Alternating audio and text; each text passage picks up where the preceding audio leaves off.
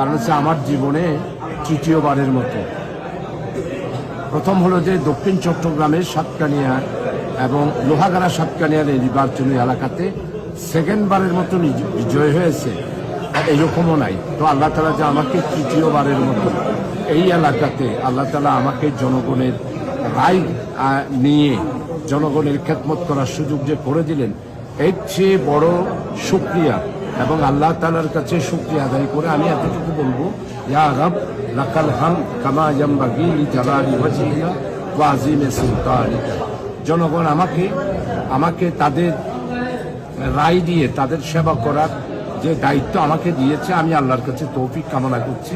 জনগণের সাথে নির্বাচনের সময় যেই ওয়াদাগুলো করেছি, বিশেষ করে আমার নিজস্ব নির্বাচনী যেই ম্যানিফেস্টোটা আমি দিয়েছি, আমি যাতে করে সেই ম্যানিফেস্টোটা আগামী দিনে যারাই সরকার গঠন করবে করুক, আমি পার্লামেন্ট একজন মেম্বার হিসাবে আমি সেই কমিটমেন্টগুলো সাতকানিয়া লোহাগাড়াতে যেন দিতে পারি, সেটাই এখন আমার সবচেয়ে বেশি হৃদয়ের মধ্যে আবেগ এবং সেটাই আমার কাছে সবচেয়ে বেশি নাড়া দিচ্ছে আমার হৃদয়।